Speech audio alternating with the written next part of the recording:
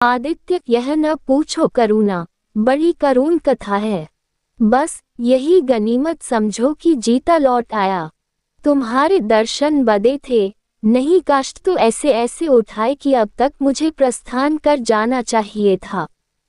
मैं जरा लेटूंगा, खड़ा नहीं रहा जाता। दिन भर में इतनी दूर आया हूँ। करुणा, चल कर कुछ खा लो तो आराम से लेटो। बालक को गोद में उठाकर, बाबूजी है बेटा, तुम्हारे बाबूजी।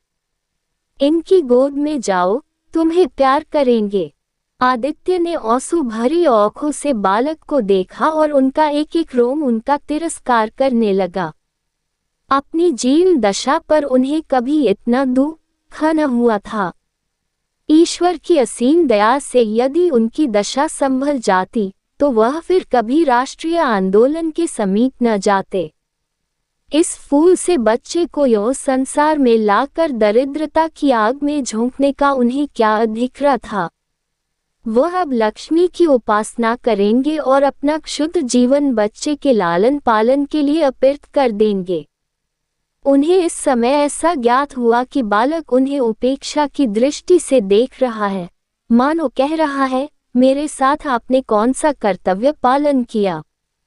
उनकी सारी कामना, सारा प्यार बालक को हृदय से लगा देने के लिए अधीर हो उठा, पर हाथ फैल न सके। हाथों में शक्ति ही न थी। करुणा बालक को ले हुए उठी और थाली में कुछ भोजन निकल कर लाई। आदित्य ने क्षुधापूर्ण नेत्रों से थाली की ओर देखा, मानो आज बहुत दिनों के बाद कोई खाने की चीज सामने आई है।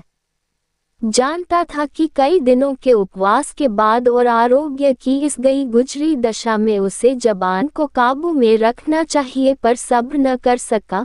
थाली पर टूट पड़ा और देखते देखते थाली साफ कर दी। करुणा सशंक हो गई। उसने दोबारा किसी चीज के लिए न पूछा, थाली उठाकर चली गई, पर उसका दिल कह रहा था इतना तो कभी न खाते थे। करुणा बच्चे को कुछ खिला रही थी कि एकाएक कानों में आवाज आई, करुणा। करुणा ने आकर पूछा, क्या तुमने मुझे पुकारा है? आदित्य का चेहरा पीला पड़ गया था और सांस जोर जोर से चल रही थी। हाथों के सहारे वही टाट पर लेट गए थे। करुणा उनकी यह हालत देखकर घबरा गई। बोली, जाकर किसी वैद्य को बुला लाऊं।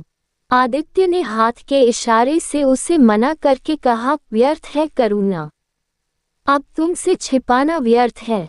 मुझे तपेदिक हो गया है, कई बार मरते मरते बच गया हूँ। तुम लोगों के दर्शन बदे थे, इसलिए प्राण न निकलते थे। देखो प्रिय, रो मत। करुणा ने सिसकियों को दबाते हुए कहा, मैं वैद्य को लेकर अभी आती हूँ।